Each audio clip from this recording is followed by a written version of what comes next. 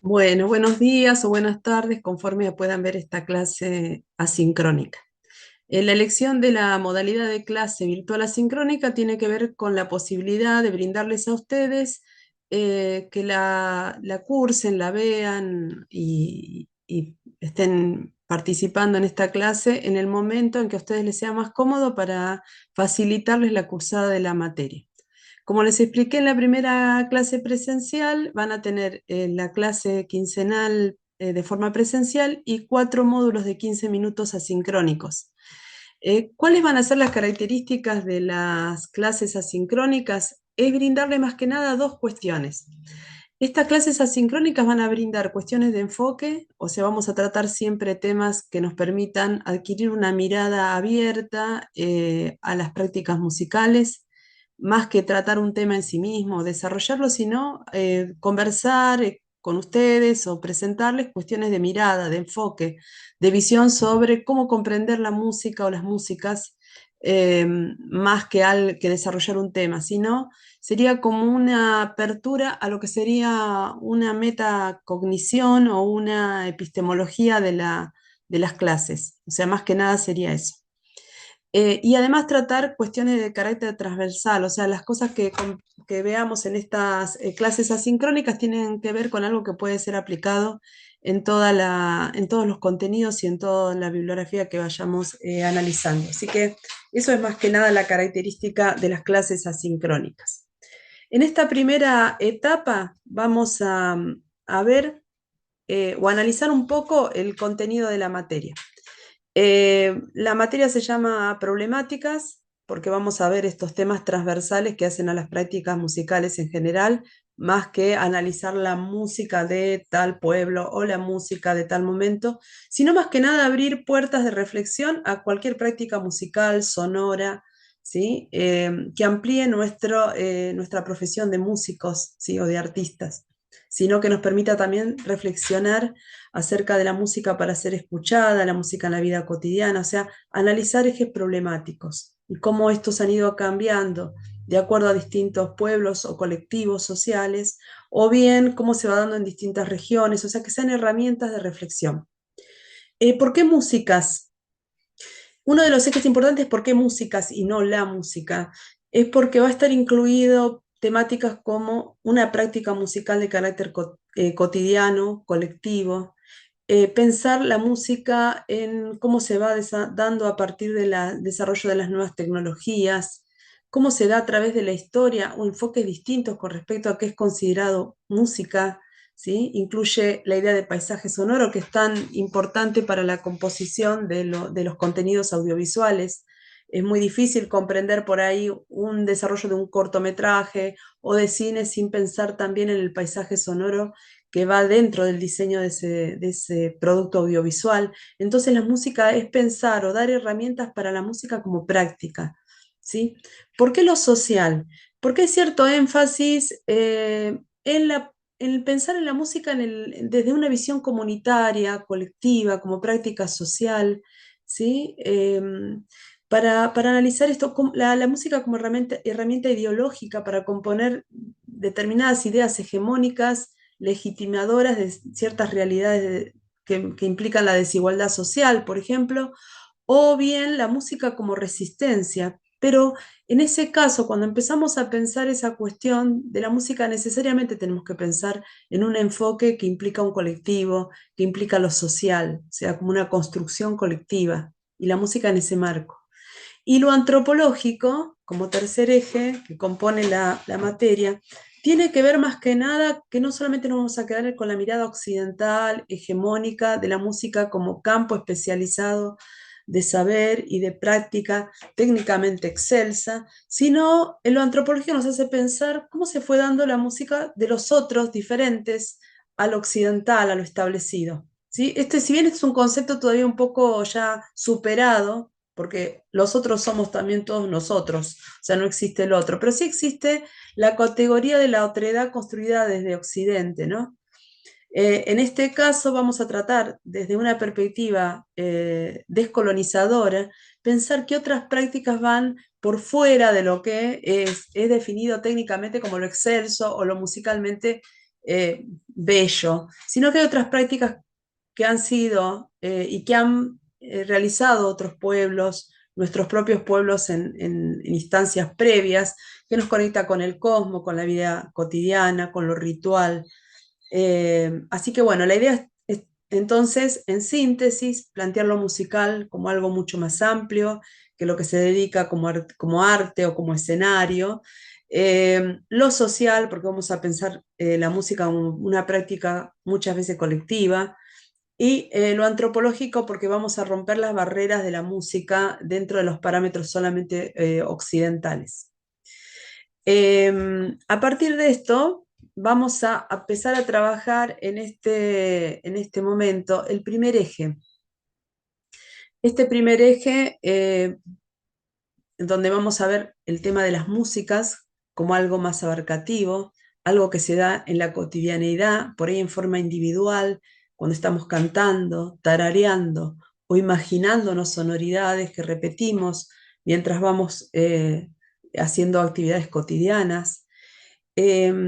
La música, las músicas como paisaje sonoro, o sea, la música no solamente es sola en sí misma, sino combinada con sonoridades, donde se incluye el canto de los pájaros o la actividad corporal dentro de la música. Entonces, vamos a hablar de las músicas en sentido amplio.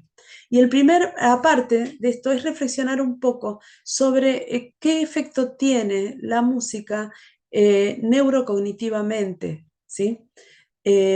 Especialmente como ustedes se están preparando para la carrera docente, es darle relevancia y una puesta en valor a toda práctica musical dentro de la práctica docente.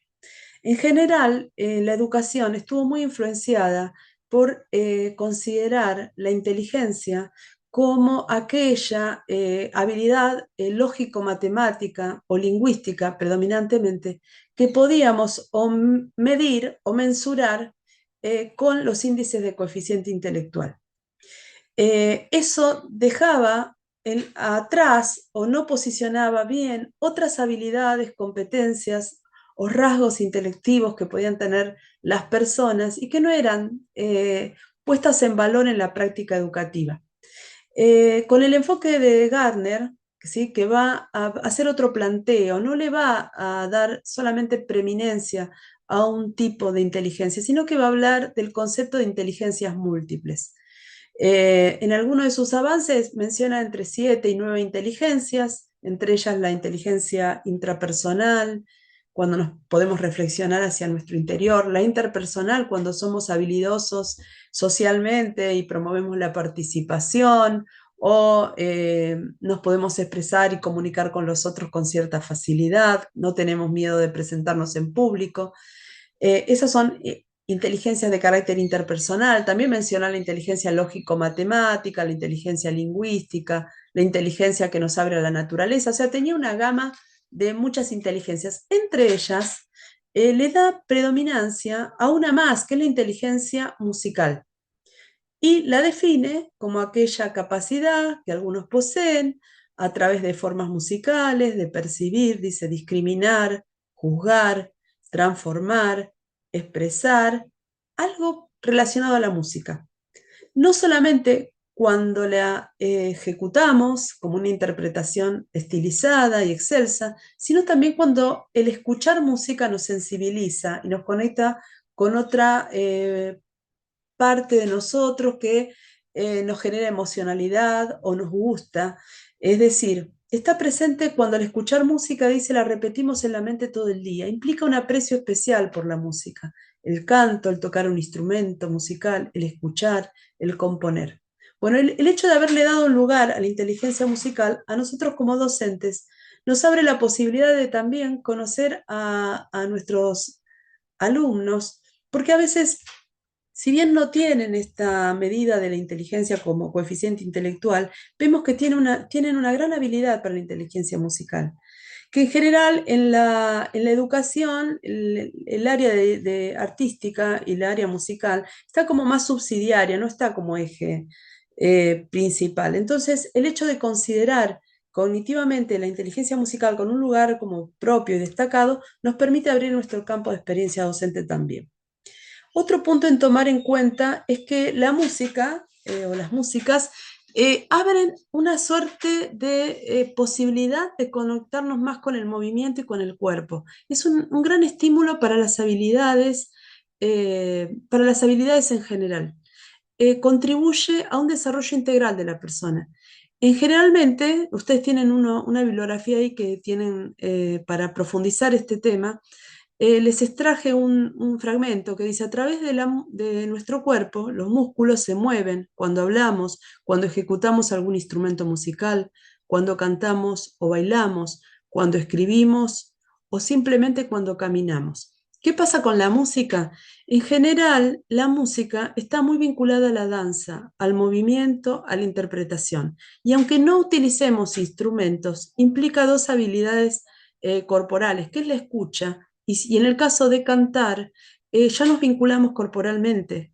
Eh, entonces, eso es un gran estímulo que abre también muchos campos profesionales relacionados a la salud. Otra cuestión importante es que la música eh, se la puede analizar desde dos aspectos, desde la emocionalidad, porque en general la música estimula sensaciones emocionales muy profundas y muy sensibles. La música nos puede provocar eh, comportamientos amorosos, puede darnos serenidad, puede apaciguar la ansiedad, darnos un sentido de ensoñación. Se vincula muy especialmente a cuestiones de carácter emocional. Entonces acá se abren dos maneras de mirar la música. O la miramos en forma fenoménica, ¿sí? Quiere decir que vamos a establecer un lenguaje musical, determinados ritmos o estilos, a una determinada ejercitación de esa música, pero también va a tener una parte poética o emocional.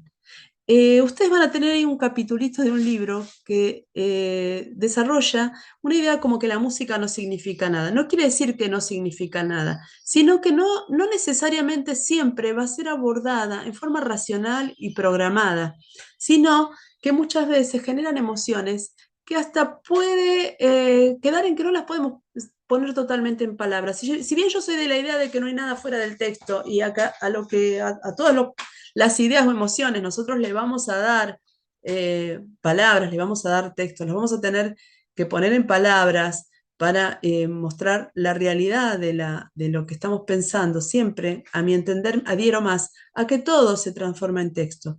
Pero lo que es cierto es que la música nos conecta con emociones que nos impulsan o nos estimulan a una mayor cantidad de lenguaje para poder ponerla en la realidad. Es decir, ¿qué me genera? Una misma pieza musical me va a hacer ir atravesando distintas emocionalidades, ¿no? En un momento nosotros podemos estar sintiendo paz, de repente puede irrumpir un sonido o una parte de la canción nos puede generar otra emoción, es decir, es más difícil darle un significado a la corte argumentativo, a eso se refiere el texto, sino que nos va conectando más que nada con la emocionalidad, ¿sí?